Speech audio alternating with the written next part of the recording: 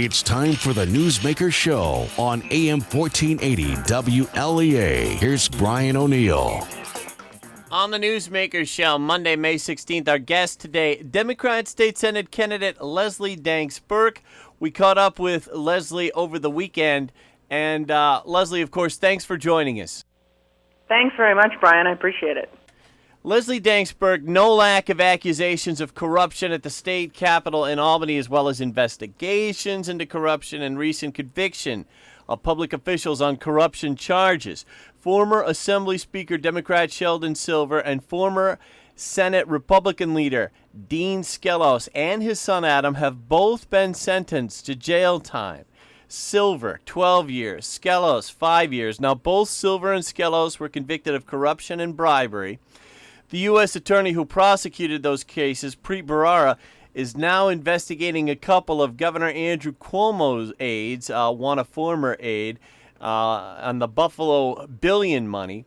Leslie Danks Burke, you're running for state senate against Senator Tom O'Mara. Your reaction to all of this? Thanks very much for having me on the show, Brian. Look, it's a problem across the board. We have a corruption problem in Albany, and that's clear to everybody who's paying attention to the news right now. And I'm a Democrat, but I need to say this. I don't care if you're a Democrat or you're a Republican. If you're getting marched out in handcuffs, it's time to go. You issued a statement over the weekend about Senator O'Mara and the law firm he's at, Barclay Damon, which used to be Hiscock Barclay. Can you tell us about what you said in your press release?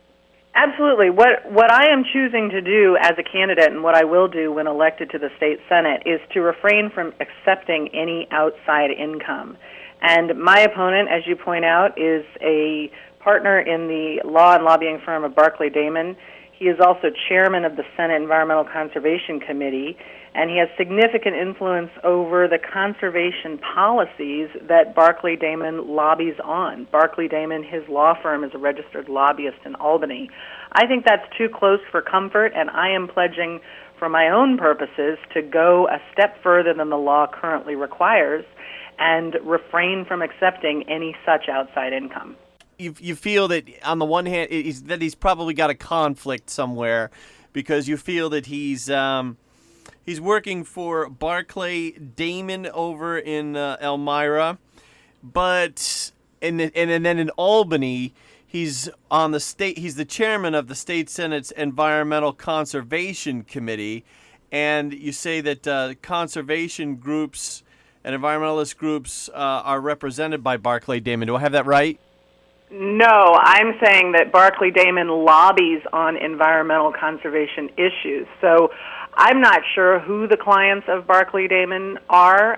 Some of those clients are publicly known, but some of those are known, of course, only to the law firm that represents them. That's the privilege of a law firm to keep certain pieces of that information quiet. And I think that that's of real concern when the law allows an elected representative to continue to receive income from a law firm that's also a lobbyist. I think you have a possibility for a blatant conflict of interest there.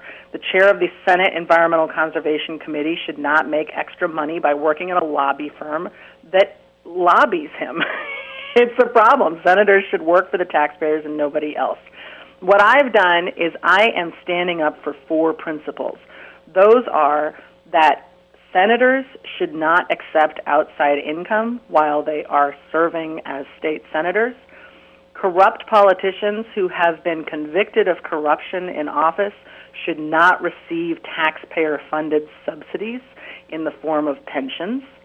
I also am pledging to refuse any contributions that take advantage of what's called the LLC loophole, which allows LLC corporations to funnel unlimited money into campaigns.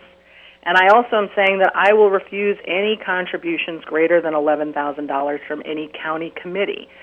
I challenge my opponent to take advantage of the opportunities to stand up for ethics and to take those same pledges. Do you think that, and I've heard a number of Democrats say this, do you think that campaign finance reform would help prevent senators from having to have outside jobs outside of the state legislature? Possibly that's the direction to go. I got to tell you, when a legislator, a state senator, is making $80,000 a year, that's a lot of money in this area, and there's a lot of folks who are raising their families on that sort of income. I'm not sure that we should expect our legislators to go out there and be subject to possible corruption and possible conflicts of interest. Problem we have in Albany is not so much the things that they're doing that are corrupt and illegal. The real problem is the things they're doing that are corrupt and allowed. We have to make sure that the laws prevent corruption. That's an interesting point. Corrupt and allowed. Leslie, you're an attorney.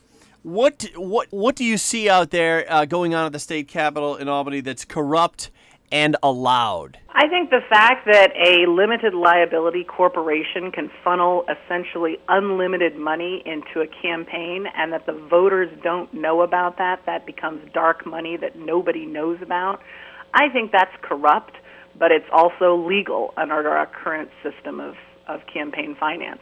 And what I'm doing is saying that I will not take advantage of that. I will not take advantage of this so-called LLC loophole and allow unlimited dark money that the voters don't know about to flow into my campaign. And I challenge Senator O'Meara to say the same. Which case really stands out to you? You know, there isn't one that stands out to me more than any others. I think that's a big part of the problem. If we had only one that we were talking about, then we could say it's an isolated incident. The challenge that we have is that we have one after another, after another, after another. It's a pervasive system of corruption, and it's taken money away from the taxpayers. We have some of the highest property taxes in the country here in New York State. There's a lot of money flowing into Albany, and when the folks in Albany are taking advantage of their political office to funnel that money to their special pet projects, that's a real challenge, and we got to change that. What are your thoughts on the federal prosecutor there, U.S. Attorney Preet Bharara, Leslie? Some say that Preet Bharara is, an attention getter and that he's kind of exaggerating things and leaks too much to the press. Others believe he's cleaning up the town and it's been a long time coming. How do you feel about Preet Bharara? I'm very glad that Preet Bharara is shining a light on some of this. And I think it's important that the voters in the state of New York know what their elected officials are up to. That's his job as U.S. Attorney in the Southern District of New York, is to investigate corruption and root it out where it exists. And I'm very glad to hear that he's acting for the benefit of the taxpayers and finding it. I suspect, Brian, that the people who are particularly concerned about the work that Preet Bharara is doing are those folks who don't want to get investigated themselves. From the New York Post, Preet Bharara said several years ago that he was going to clean up Albany. 2 out of the 3 men in a room are headed to prison, the latest in a long parade of convicted lawmakers, yet state government rolls on, the same as always. That's from the New York Post. That's pretty much what you're saying. Well, I think that state government is continuing to roll on, but I would be surprised if it continues to roll on the same as always for very much longer. I think that the voters of the state of New York have had enough, and I think that we're seeing, headlines every single day that relate to one or another elected official engaging in corrupt practices. I think the voters are saying we're done. Albany needs to change. I'm very glad to see that there are a lot of candidates all across this state that are calling attention to the challenges in Albany. I'm very glad to see that the U.S. Attorney's Office is focusing on this. I see the ship turning. It's a slow turn, but I see a lot of people waking up to this, and I think it's going to change. U.S. Attorney Preet Bharara, he's also investigating, by the way, for our listeners, New York City Mayor Bill de Blasio on some election issues, and of course there was quite the stink in, I believe it was Brooklyn, when a number, in the hundreds of Democrats were not allowed to vote in the New York State primary. That came from the Republican side. A Republican election official is under investigation for that. So no lack of corruption, unfortunately, in New York State. That's what we're talking about today with State Senate candidate Leslie Danks Burke. We're going to take a break for 60 seconds for news. Back in just a moment on the Newsmaker Show. Stay with us.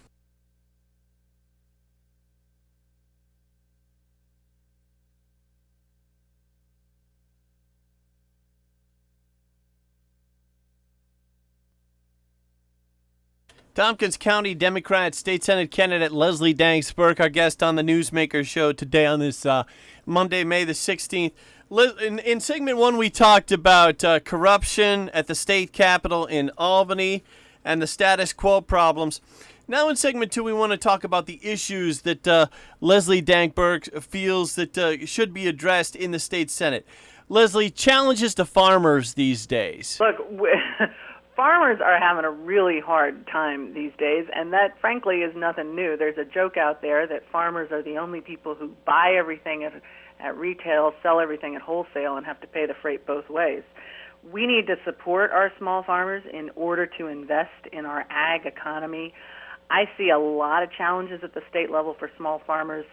Their taxes are through the roof. It's an onerous burden to try to transition to any sort of sustainable farming. You lose income during that transition. We need a regulatory structure that is going to help farmers make those sort of choices and transitions and keep our ag economy solid for the long term. On the the state agriculture website, the governor talks about getting grants. Besides getting grants for farmers, are there any specifics of ideas that you have for helping them? Sure. I think we need to lower taxes on small farmers. And when I'm talking about small farmers, I'm talking about the kind of family farms that have been keeping the Southern Tier and the Finger Lakes going for a long time. My parents are farmers in eastern Colorado. That's a very different kind of agriculture out there. It has been completely taken over by massive agricultural corporations that essentially run farming out on the plains. We don't have that kind of agriculture in New York State, and I don't want to see it move in. I want to see our small farmers given the tax breaks that they need to compete against big ag so that we can continue to have this community that we have all grown to know and love.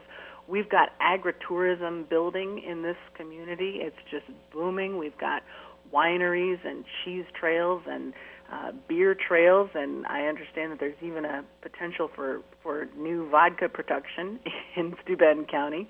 I think that those are all great opportunities to get our small farmers to work, and I want to see them encouraged to do that. You use the phrase big ag. On the ethics of the big farming corporations, do you think that the smaller farms, like the ones we have around here, are more ethical in, for example, their treatment of animals, payment of workers, and those sorts of issues? I don't know if they're any more ethical or less ethical than the other folks, but the fact is if you have a farm that has, let's say 3,000 head of dairy on your farm, the impact that you're going to have on the environment or anywhere else is going to be significantly smaller than a big, huge corporate structure that has, say, 70,000 head. We got to make sure that we allow our small farmers to compete. And if that means that our small farmers have a lower tax burden when they're smaller and they're getting started and they're family farms and they're trying to grow their economies of scale, then I'm all in favor of that. If that also means that they have a lower regulatory burden until they can get their feet up underneath them and they can really start to make a go of this, then I think that's something we need to explore too.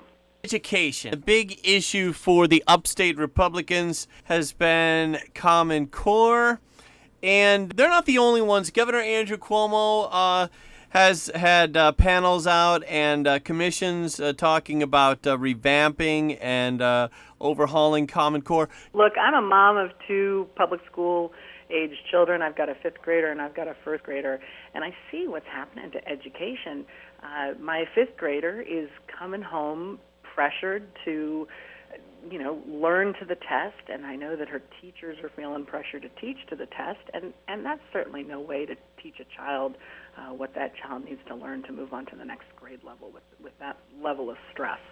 It's causing problems for our students. It's causing problems for our teachers, and my view is the people that it's benefiting are the corporations that run the testing program, and I've got a real question in my mind about what the relationship is between those corporations and the decision makers in Albany. I don't think that those corporations should be dictating what my kid learns. You touched on a topic that a teacher friend of mine brought up to me, the whole over-testing thing.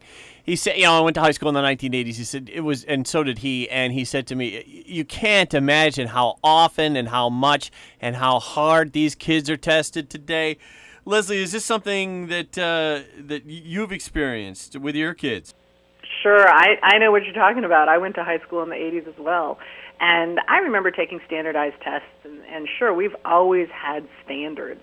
And when I was growing up in Colorado, in a lot of ways, New York was the standard. I remember that anything that came out of New York State was considered a good educational program. New York used to be the model for the whole country for how to educate our children. Unfortunately, we don't have that anymore. And New York is slipping a little bit. And we have to pay attention to the effect that this teach-to-the-test model is having on that. Leslie, on the SAFE Act, it's a very controversial thing in upstate New York. There's been some modifications to it that have been passed. Usually that comes from the state Senate.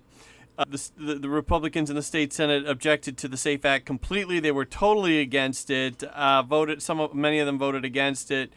Most of them voted against it, upstate Republicans. Thoughts on the SAFE Act as it stands now? My real problem with the SAFE Act is that it's a flawed piece of legislation that got shoved through in the dead of night. And, this brings us back to some of the same stuff we were talking at the beginning of this program about. There's a system in Albany of making decisions without everybody at the table. When the SAFE Act was pushed through, gun owners were not at the table. And the result is you have a piece of legislation with loopholes in it that you could drive a Mack truck through. They got the numbers wrong in that legislation, Brian, and they might not have done that if they'd had somebody who understood guns in the room with them when they were drafting the SAFE Act.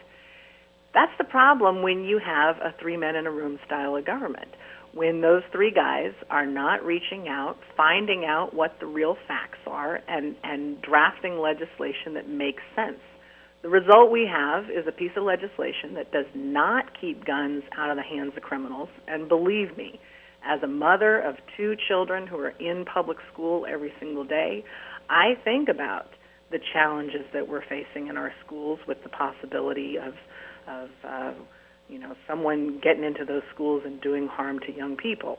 I think about that often, and we have to make sure to address our mental health system and address gun safety in a way that deals with that. You do that by getting gun owners at the table. You do not do it by putting new onerous regulations on gun owners that don't keep guns out of the hands of criminals. On the topic of guns, there was a situation recently in Allegheny County with a toy gun that looked real. Interestingly, and unfortunately, that just came to pass in Alfred, where it was just reported that someone on the street pulled out and pointed what looked exactly like an AR-15, but it was a toy. And the police happened to be there on that street, and the police swarmed the car, ran down, swarmed the car. Apparently, somebody stood in the way of the police intentionally to block them so the suspect could get away. The suspect got away, and it turned out to be a toy gun that looked exactly like an AR-15. Any thoughts on these toy gun lookalikes, Leslie? That's a really interesting situation. I don't know about that particular situation. Alfred is outside of the district that I'm seeking to represent. My district ends at the Steuben County line. But I sure am aware that we have those challenges out there with look-alike guns. I think we need to talk with our law enforcement personnel, and I think we need to talk with gun owners to understand what needs to be done and what the best approach is. If you're going to regulate women's health care, for example, you need women in the room to talk about women's health care. If you're going to regulate guns, you need to have gun owners in the room so that you understand what you're talking about. And when we pass legislation that does not include the people who understand the issue best, you're going to have flawed legislation. It's the Newsmaker Show. I'm Brian O'Neill. We've been talking with Leslie Danks, Burke, the state Senate candidate today. She's running against State Senator Tom O'Mara. Leslie, down to just a couple of minutes now. Any final thoughts before we go? I would like to point out that we see a real loss in rural health care in our region, and a lot of folks depend on healthcare centers that are starting to shut across New York State, and I want to take a real close look at that and make sure that our rural community is able to access the healthcare that keeps us all in business. Leslie, when you say that some of the rural healthcare centers are shutting down, is that Planned Parenthood you're talking about, or other ones too? There are some Planned Parenthoods that are shutting down. I know that there's a lot of medical providers, doctors, and hospitals that are declining to take Medicaid anymore because of the onerous nature of that program. When we see people all across the spectrum unable to access health care anymore because of the red tape and also because of, extreme groups that wish to eliminate access to health care for lower-income people, then that really concerns me because we have a lot of people on the southern tier that rely on Medicaid and rely on women's health care clinics like Planned Parenthood. Leslie Danks Burke, she's running for the state Senator Tom O'Mara seat in the New York State Senate. Leslie, what's your website? LeslieForSenate.com, all spelled out, LeslieForSenate.com. And I've got my campaign office open in downtown Elmira in the Mark Twain building. We're there every day, 9 to 5, and often on the weekends as well. We'd love to have anybody drop by. We're in this for the long haul, and we're having a great time. Leslie Danks Burke, want to thank you very much for joining us today. Thank you very much, Brian. ABC is next on AM 1480 WLEA Hornell.